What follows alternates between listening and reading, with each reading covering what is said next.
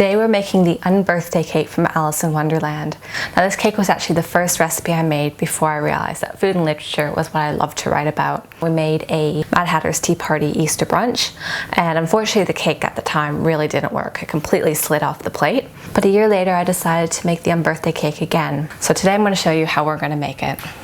So we're going to start by making the vanilla cake. So you're going to need 4 cups of plain flour, 2 cups of white sugar, 6 teaspoons of baking powder, 1 1/4 cups of milk, 6 eggs, 3 teaspoons of vanilla essence, and also 300 grams of butter that you've melted. You're also going to need a dull cake pan and your mixer. You're going to want to preheat your oven to 140 degrees Celsius. So to start, we're going to pop in the 4 cups of flour and the baking powder and your sugar. We're going to start with the dry ingredients and turn that on and just give that a stir for a minute.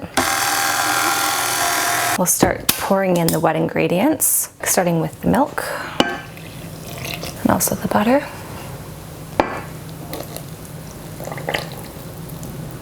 I'll give that a mix first, and then you can pour in your eggs.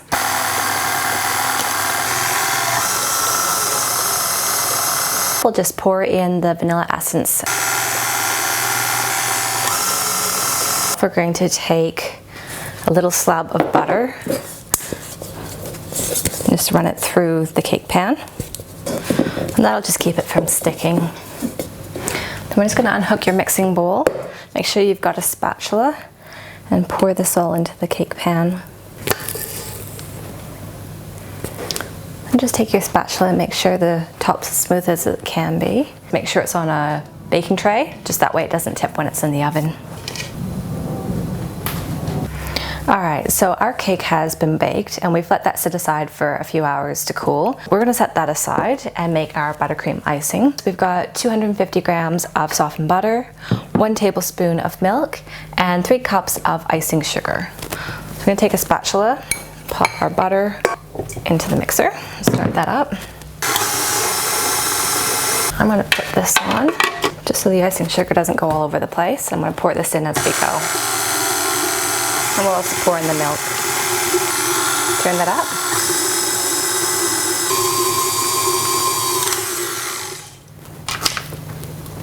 So that's nice and smooth. So we're going to take our cake out and cover this with the buttercream icing, just to smooth over any gaps, and it'll give our fondant something to stick to. While the cake was baking, we also made our pink fondant and also our yellow fondant as well. This is for the candle on top. This is to actually cover the whole cake. I'm going to take the buttercream and just start to smear it onto the cake. If your base is a little bit too rounded at the bottom, we can slice a little bit off and just do it bit by bit because you really don't want to cut off too much. So we've done the sides first, now we're just going to finish off with the top. I'm really going to use it just to smooth in a lot of those gaps as well. And that way when you place the fondant on top, it'll just sit much smoother. You'll have less problems, we hope. Alright, so there's the cake iced. Take your time and just make sure it's as smooth as you're going to be able to get it. We're going to set this aside and just let it harden for a bit. When you are icing this, use whatever you've got. I start with using a spatula, but then I go and I also use knives, small spoons, mini knives, just to make sure you got all the little gaps filled in. So the next stage we're making is the white icing for decorating around the edges of the cake. So to make this, we're going to need 3 cups of icing sugar, 250 grams of kofa, which is a vegetable shortener. The reason why we're using this and not butter is because that way it makes it a pure white icing. And we also need a tablespoon of milk. So we're going to pop in the icing sugar and start to pour this in. Also our splash of milk. Turn that up higher.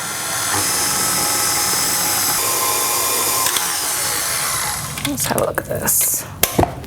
Now because we've melted the kofa before we put it in, we're going to let this sit aside for just a little bit. That way it makes it easier to pipe and it's not going to fall to pieces. Now we've just taken this out of the fridge. It's looking firmer. Make sure you've got a clean table. You don't want to dust this with lots of icing sugar.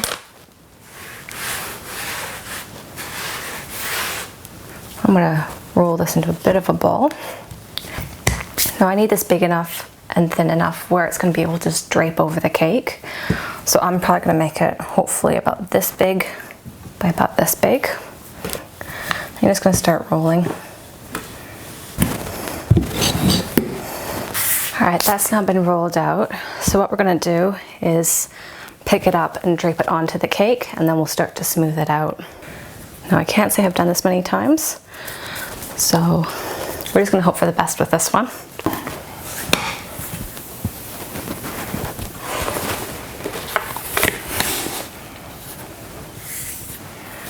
That seems to be relatively pressed in. So what I'm gonna do is take a little cake smoother thing, just start to smooth it into place. So I'm gonna grab a knife, start to cut around the base. Now I can start trimming this all away, now that I know I've got enough to go around it. One thing I can say about this is don't skimp with this fondant. I actually made probably double the amount that I actually needed. But the reality is especially if you're like me, and I'm not normally a baker that much, it means that you're less likely to make a mistake because you've got more to work with.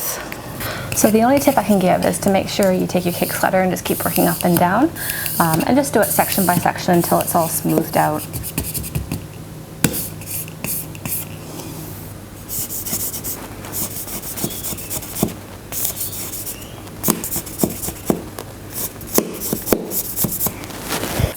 That way you can take your knife at the end again and just cut off the excess.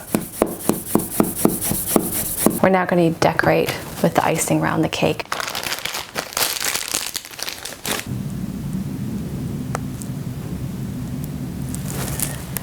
It's up to you what sort of designs you're doing. I'm just sort of doing little dots along the top.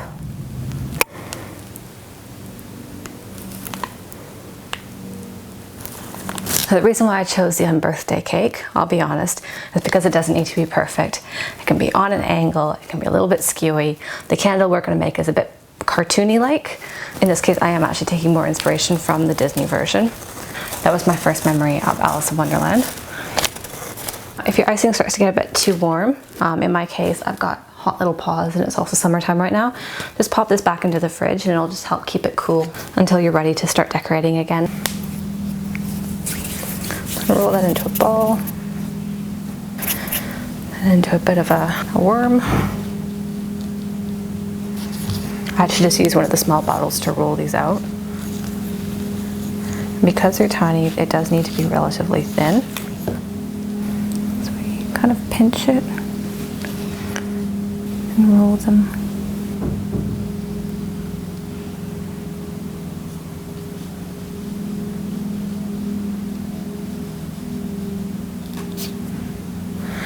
Then you just take your fingers and fold it all back, just like that. All right, now that these are dry, I'm going to start popping these in.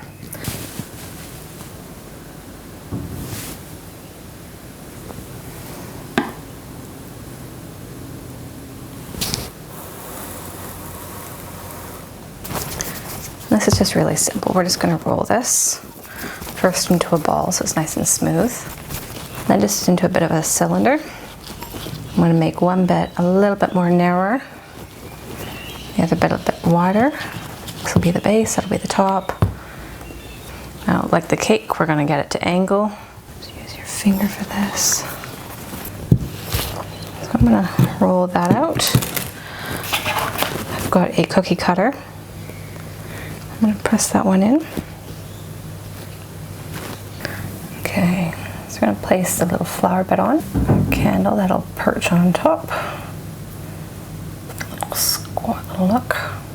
Finally, to finish off this candle, we've taken just like one of the little wicks out of a tea light. Press this in. As you can see, I've already slid it onto the cake tray. Just put on a little bit of this edible gold glitter. It just makes it look more magical. Light it up. And there we go. The only thing left to do is to blow out the candles and have a very merry Unbirthday to you.